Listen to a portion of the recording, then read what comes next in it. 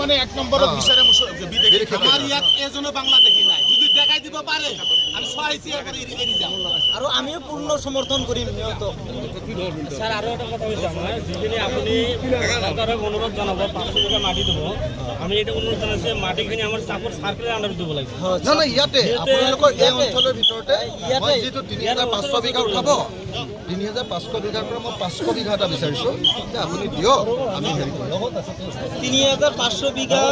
যে মাটি আছে ইয়াৰে এক সাইডত আমাক লাগে মাটিখিনি আমি বেলেগ জায়গা 500 বিঘা এটা আপোনালোকৰ কাৰণে মই বিচাৰিছো না মই আপোনালোকৰ কাৰণে বিচাৰিছো হৈ যাব দিব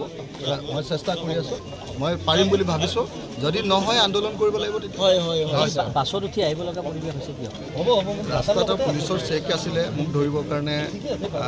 মানে বেৰিকেড দি আছিলে দুটা ঠাইত সেইকাৰণে মই নিজে অকণমান বাছত উঠি আহিলোঁ ৰাইজক এতিয়া জেগাটো দেখিলোঁ একোতো অসুবিধা হোৱা নাই হয়নে নহয় কওক আপোনালোকৰ আছে কিবা অসুবিধা হৈছে নেকি মইতো অসুবিধা একো নকৰোঁ আৰু ইমান ভয় খোৱাৰ দৰকাৰ নাই যদি ভাল কাম কৰিছেতো ভয় খাবই নালাগে স্যাৰ চৰকাৰখনে ভয় কৰিছে নেকি আপোনাক চৰকাৰেতো মোক ভয় কৰে আৰু সঁচা কথা কোৱা মানুহ চবকে ভয় কৰে গুণগুণক লৈ এতিয়া হেৰি পলিটিক্স চলি আছে লখিমপুৰত কি ক'ব তাৰমানে গুণগুণেই হওক বা আপোনাৰ অন্য কোনোবাই হওক কোনো মানুহক এনেকৈ চৰকাৰে মাটিৰ পৰা বেঘৰ কৰা খেদি দিয়াৰ কোনো অধিকাৰ নাই হে গুণগুণ চেতিয়াক যেনেকৈ অধিকাৰ নাই তেনেকৈ ইছমাইল হুছেইনকো খেদি দিয়াৰ অধিকাৰ নাই যদি বিদেশী হয় খেদি দিয়ক নহ'লে কিন্তু এনেকুৱা অত্যাচাৰ কৰাটো সহ্য কৰা স্যাৰ আপুনি ভিতৰলৈ যাবনে যদি যাবলৈ দিয়ে যাম এতিয়া ৰখাই ৰাখিলে নেকি এতিয়া চাওঁচোন সুধি চাওঁ দিয়ে নেকি